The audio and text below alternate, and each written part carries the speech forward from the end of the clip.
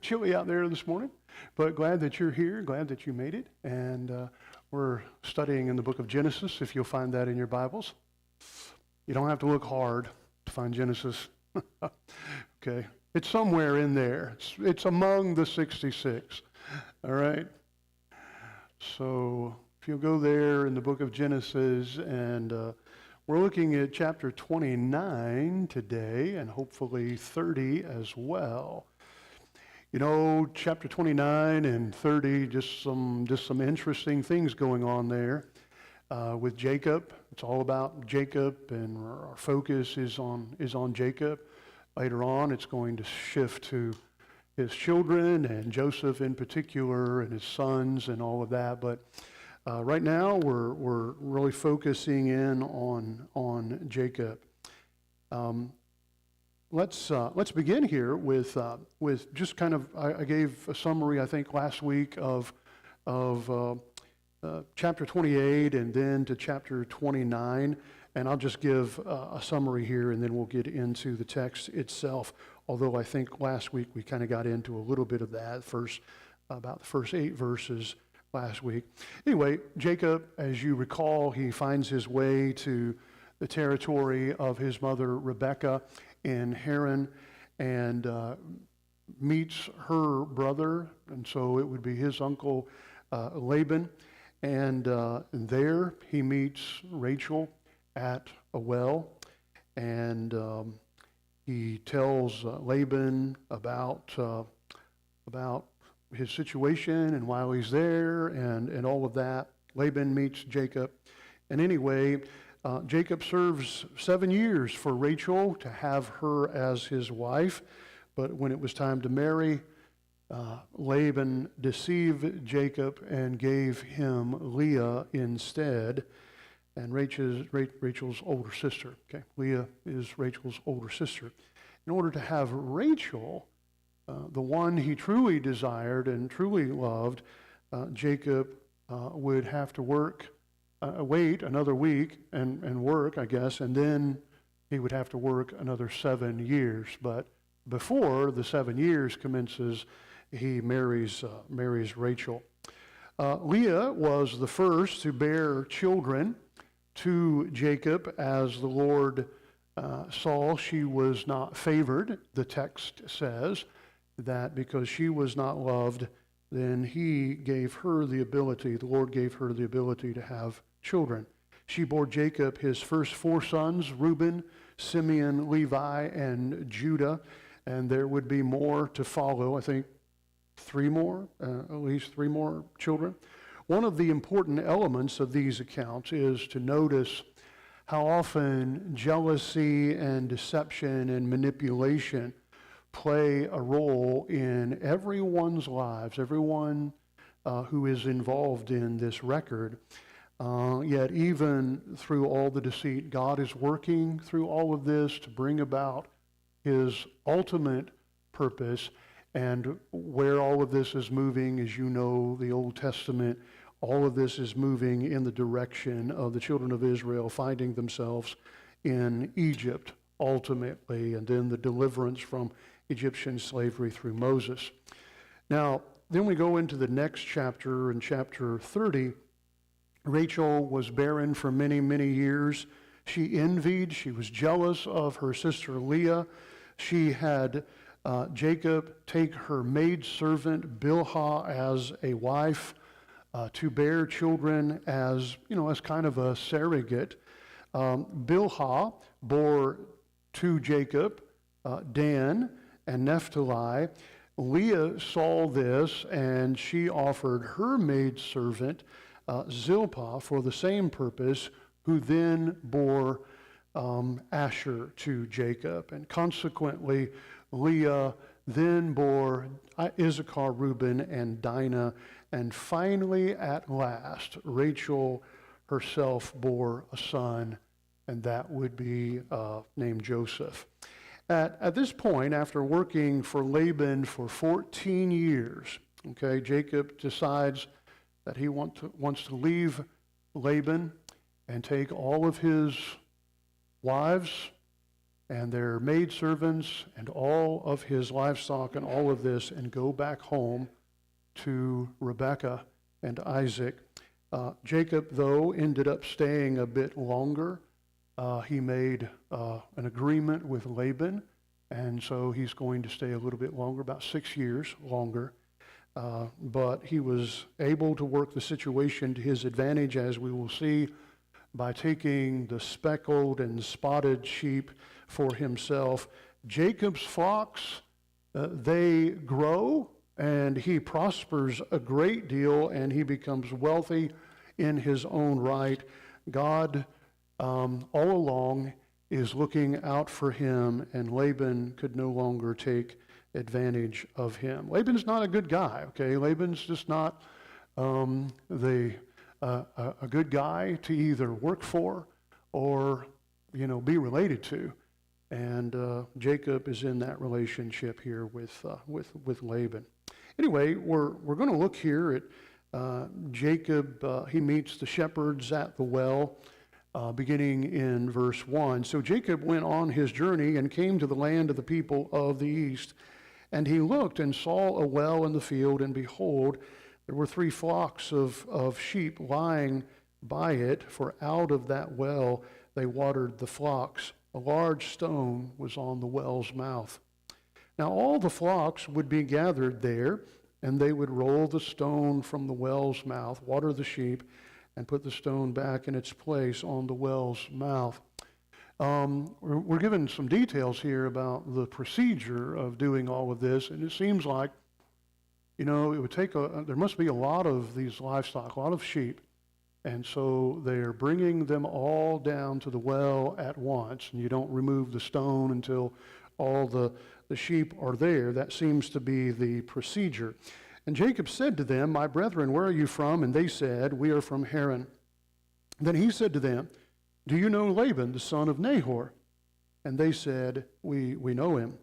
So he said to them, "Is it well?" And they said, "He is well." "Is he well?" And they said, "He is well. Look, his daughter Rachel is coming with the sheep." Then he said, look, it is still high day. It is not time for the cattle to be gathered together. Water the sheep and go and feed them. But they said, we cannot until all the flocks are gathered together and they have rolled the stone from the well's mouth. Then we water the sheep. And so there's sticking to detail, sticking to this procedure of waiting until all the livestock are there at the well, and then that's when they open the mouth of the well and feed and make sure that all of the livestock are fed. Now, it says here flocks, and primarily it seems like the livestock are sheep, lambs. That would also include goats, okay? But there may have been cattle and also other kinds of animals involved in this as well. Jacob, next, in verses 9 through 12, he's going to meet Rachel, and he's going to roll away the stone from the well. And it seems like he does this kind of against the procedures, okay, of when the stone is to be removed. Now, while he was still speaking with them, Rachel came with her father's sheep, for she was a shepherdess, okay? You may recall that last week I reminded you, and you know the story as well, you remember how Rebekah was chosen to be Isaac's wife, and all of that occurred in and around, not in a well, but around the well, okay, as well. And you remember that Abraham had sent his servant to this land in order to choose this wife for Isaac. And one of the things that I think is very striking about what that servant does is he prays to God. He seems to be praying to the Lord constantly for wisdom, for God to be involved, for God to be working in this situation, so that Rebekah becomes the one who is chosen, and she becomes the one that Isaac is supposed to choose, and Isaac is supposed to marry. In all of this, and Jacob is going to Haran, he's going to this land in order to find a wife, okay? But there doesn't seem to be a lot of prayer going on. There doesn't seem to be, Jacob doesn't seem to be depending on God and his providence and his care involved in all this. And in fact, in the whole account, Jacob just doesn't seem to be a man of strong faith and of prayer. That's kind of disappointing to see that in Jacob, because, this whole process, of course, started with manipulation and deception, of him getting the blessing of the birthright, and having to get out of his father and his mother's home because Esau is angry with him and is vowing to take his life. So anyway, we find in verse 9, and reading verses 9 through 12, now while he was still speaking with them, Rachel came with her father's sheep, for she was a shepherdess.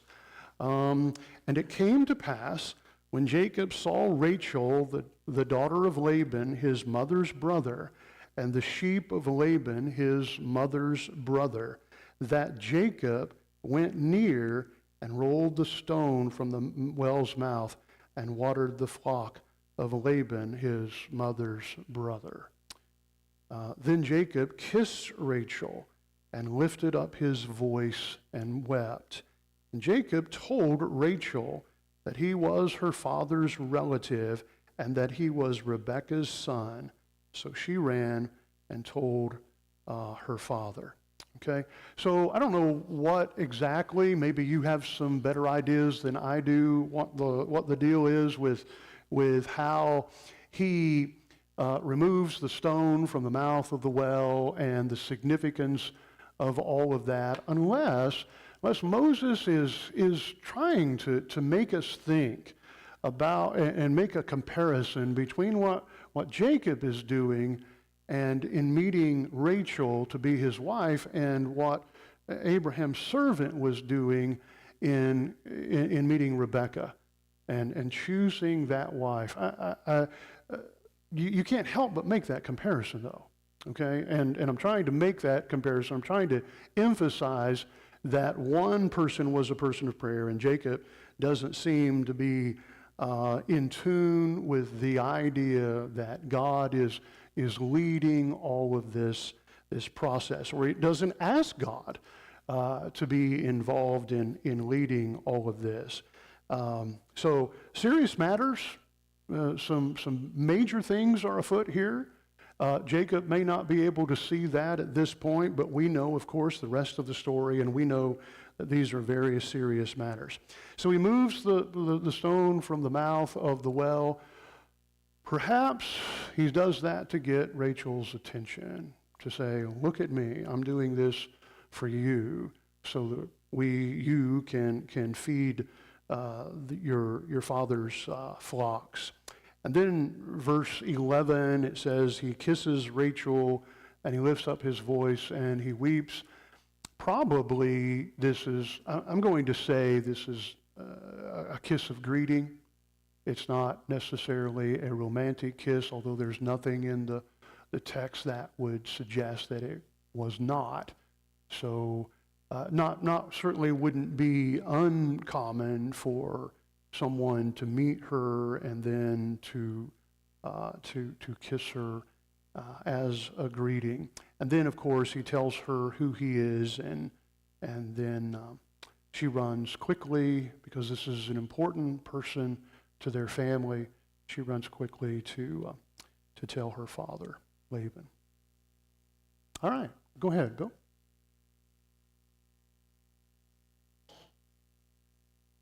Yeah.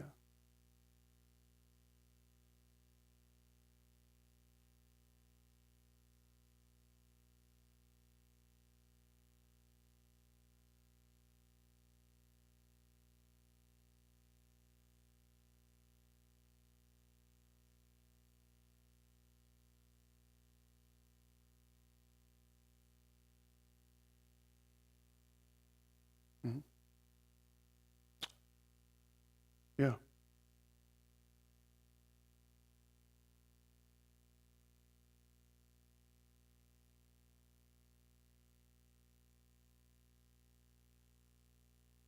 Sure, sure. Yeah.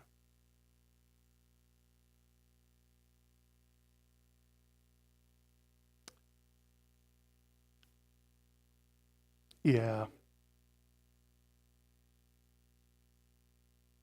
Sure. Yeah, I would too.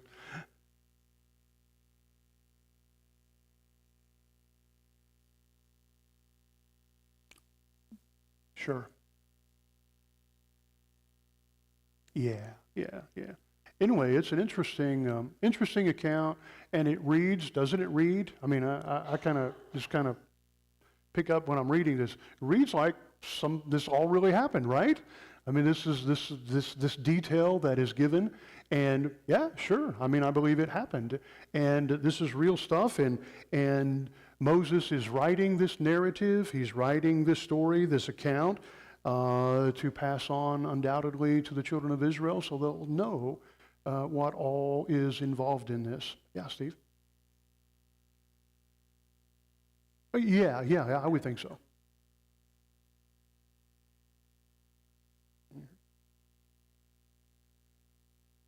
Could very well be. That's a great insight there. I think so. Bill?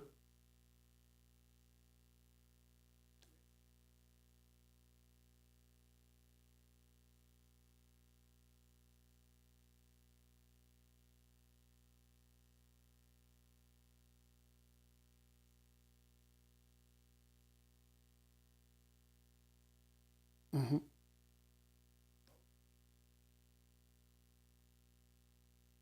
Sure, sure.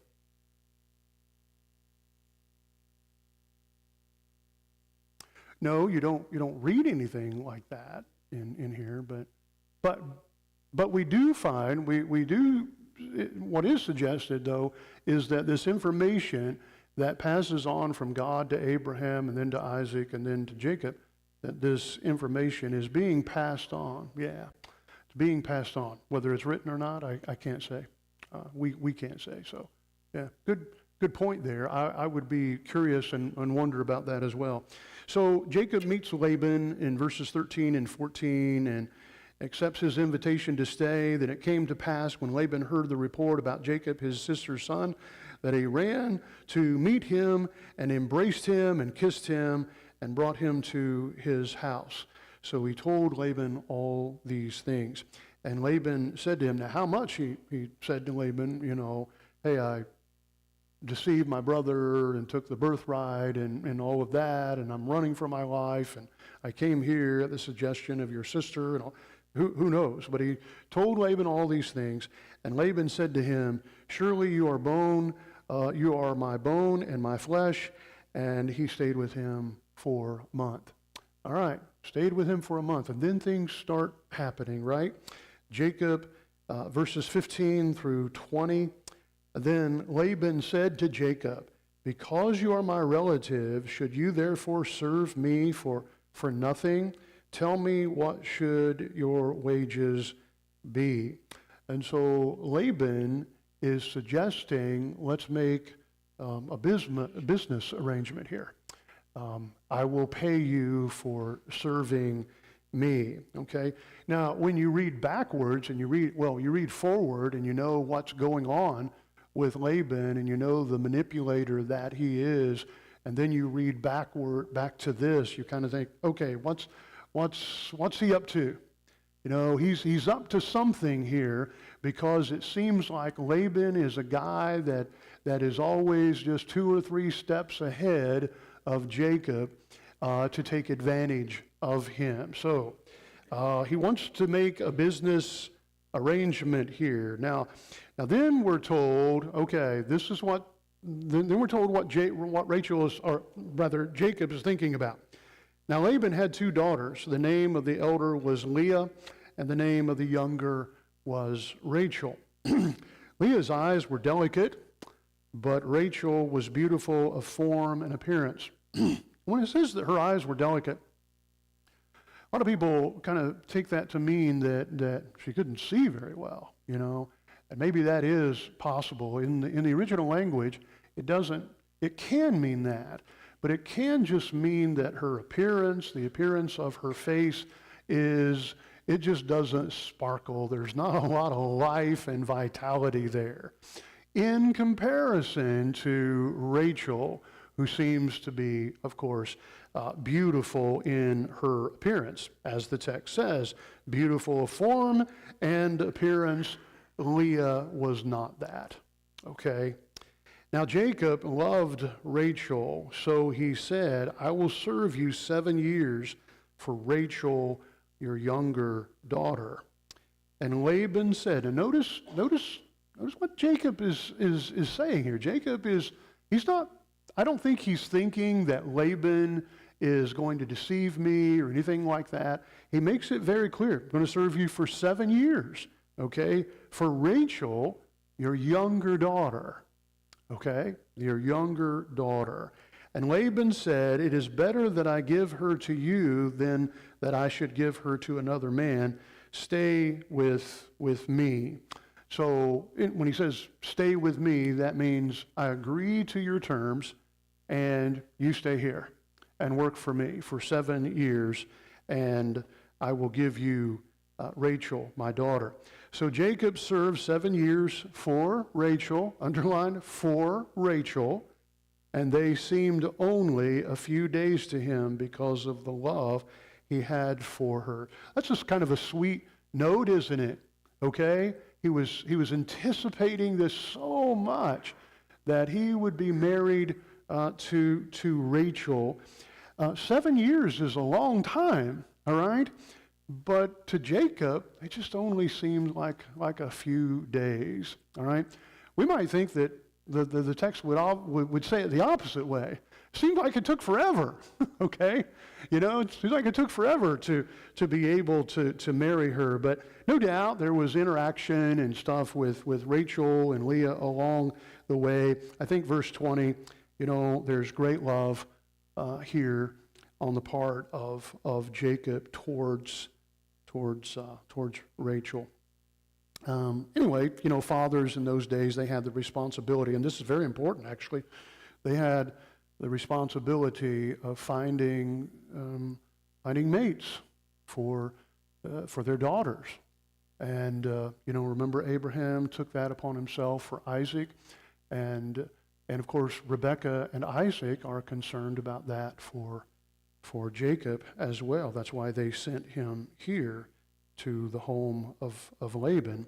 So Laban he's in control of this. I mean, he really has control, and he agrees to these terms with Jacob, that he would be served for 7 years by Jacob. All right.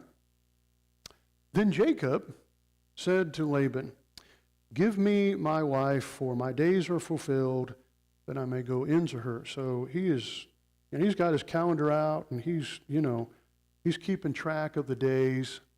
And the time is fulfilled. Give her to me for my wife, that I may go into her. And the idea here, the emphasis seems to be so that they can start bearing children. Okay, they can start having children. And I want Rachel as my wife and the mother of my children. And Laban, and I'll just go ahead and read through verse 30. And Laban gathered together all the men of the place and made a feast. Now it came to pass in the evening that he took Leah his daughter and brought her to Jacob, and he went in to her. And Laban gave his maid Zilpah to his daughter Leah as a maid. So it came to pass in the morning that, behold, it was Leah. And he said to Laban, "What is this you have done to me? Was it not for Rachel that I served you? Why then have you deceived me?" And Laban said, "It must not be done so in our country, to give the younger before the firstborn. Fulfill her week, and we will give you this one also for the service which you will serve with me still another 7 years." And Jacob did so and fulfilled her week, so he gave him his daughter Rachel as wife also. And Laban gave his maid Bilhah to his daughter Rachel as a maid. Then Jacob also went in to Rachel, and he also loved Rachel more than Leah, and he served with Laban still another 7 years. Okay, so this is a very interesting turn of events that occurs here. Again, the purpose is to bear children, verse 21. And then it is shocking. I mean, I think as we read this, if we were reading this for the first time, we would be thinking, this is not fair. This is not right that Laban would do this. And it's not right. It's not right. Although, isn't it interesting that Laban claims some kind of cultural or moral justification for what he does? And he says, well, we have a custom, we have tradition in this area. I don't know the way it is back home with you, but in our country, you don't marry the younger one off before you marry the older one. Okay, go ahead.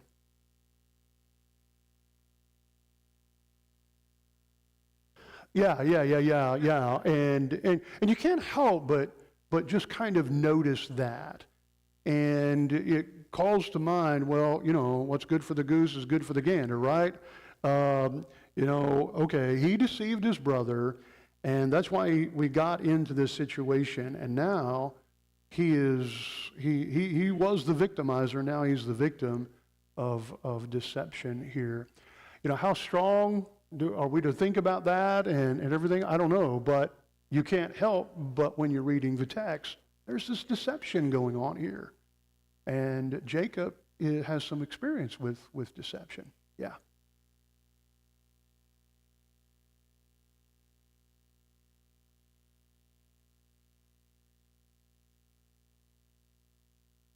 Yeah.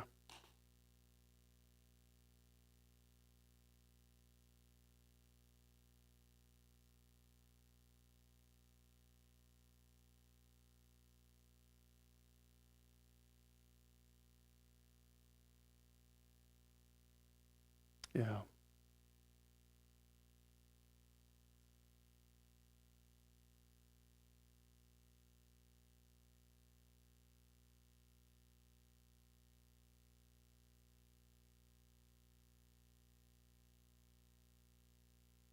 Sure, absolutely. You and me and all of us, we're big picture thinkers, okay? We know what's coming, we know what's happening. We've read this many times before, and we know that God is involved here and there, and all of that. But when you start looking at the details, you kind of think, you know, this is very similar. You can see how this is descriptive of real life. I mean, this is real life. People deceiving one another and manipulating one another in matters of great consequence and resolved as we are seeing here. Now, we know that what's going to come out of all these relationships is the nation of Israel, but wow.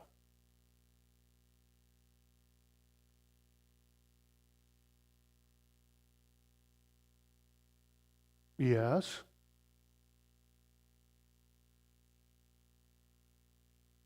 Sure.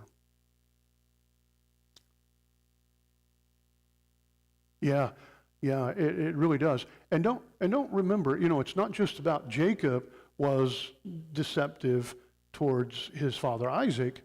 It's and Laban being deceptive toward Jacob, but Rebecca. Rebecca is the kind of the driving force behind what Jacob's deception. So Jacob, and of course you remember, Rebecca and Laban are brother and sister, okay? So you kind of scratch your head about that and say, you know, where did they learn all of these deceptive tactics here? Okay, they go to school or something, the art of deception here. So Rebecca has proven herself to be a deceiver. Jacob has proven himself also to belong to that club, and Laban also. You know, you would think that the person who practices deceiving others, that you would have your ears up a little bit more. That can I trust this person? You know, are they trying to pull the wool over my eyes? Are they being true and everything here? And what strikes me anyway, and maybe you as well, is that, okay, they make this agreement that he will marry Rachel at the end of this 7 years. And Jacob knows she's the younger daughter. And Laban has the opportunity to say, well, you know, I can't really make that agreement because Leah has to get married first, and, you know, that's the way it is in our country. But it's just interesting that you have all of this deception and manipulation going on. I think if I would have been Jacob, since Laban kind of did me dirty in this situation and deceived me, that when you come back and make the second agreement, if I was Jacob, I would say, whoa, wait a minute. How can I trust you? Okay, I really can't. This is his father-in-law. Okay, I don't think I can trust you. And you kind of think that's what Jacob should have said, but he doesn't. And what Jacob really should be doing here is going on his knees in prayer and saying, God, things are not going right here. Help me, guide me, work in the lives of everybody and in my life, and direct this the way you want it to be directed. And the fact of the matter is, you know, things do turn out to where they eventually, you know, become the nation of Israel, and the rest is history.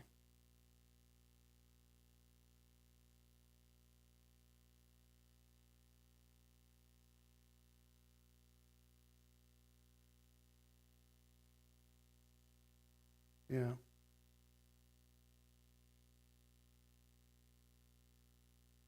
Yeah, I think so. Yeah. Yeah. Not sure I trust. Yeah, trust him. And he shouldn't trust him. And you know, that's got to be the thing that we're kind of thinking about as we're reading this account. Okay, you're going to trust him again and say, okay, I'm going to work for 7 more years.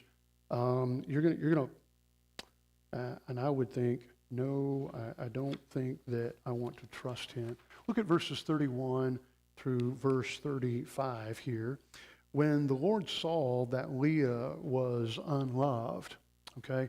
Now, enter here the Lord and what he's thinking about and what he is doing.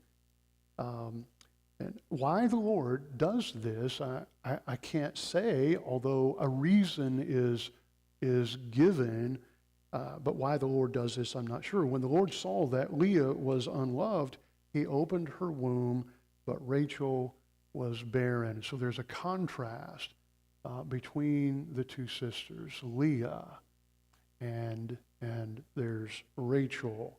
One is able to bear children, the other is not. Now, so far, what have we seen, just before we go on in reading, what have we seen so far? Didn't Abraham have a wife that was barren? Yeah, Sarah. Sarah was barren, okay? And that was of great concern to Sarah and Abraham. And God had to give assurances to Abraham, just be patient, I'm working this out. Working this out, okay? All in good time, okay? It's going to be working out. And of course, Abraham and Sarah, what are they thinking about when God has given them these promises, okay? What are they thinking about? What are they thinking about is the obstacle here for her having children? Well, they're thinking about their age, right? Sarah's getting on in years, and Abraham is even older. Okay, and well, so if Sarah's going to have children, it's going to only be by God's power and God's will. And so God has to be involved in that, okay? And God assures them, this is going to happen. I'm going to fulfill my promise. And then we come to that next couple, Isaac. Lo and behold, Rebekah is beautiful and all of this, but what happens? She's barren. She can't have any children. Okay? And what do we see Isaac doing? He's praying for Rebekah, praying for her. And the text indicates that he's praying for her for 20 years that she will have children. Okay? And of course, she does. But when it comes to Jacob, there's no indication whatsoever that he's praying, okay, about all that is going on. Anyway, it's curious to me that the Lord gets involved the way that he does, that he acts in this way because he saw that Leah was unloved and being mistreated.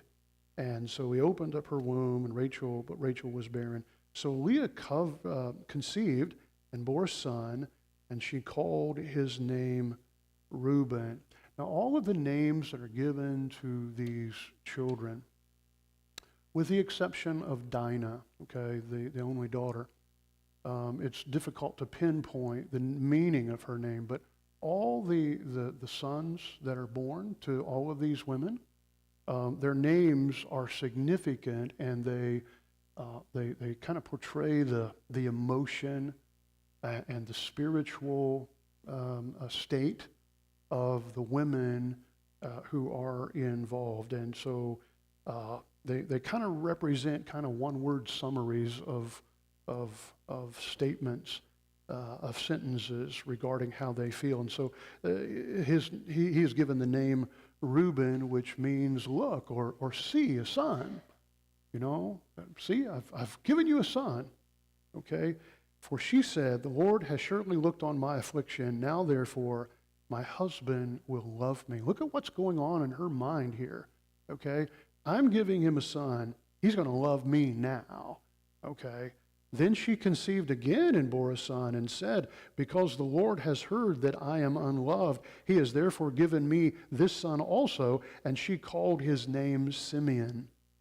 She conceived again and bore a son and said, now this time my husband will become attached to me. So far, there are 2 sons, and each time Leah wants her status before Jacob to change and to be improved and to be better, and she wants to be loved by Jacob.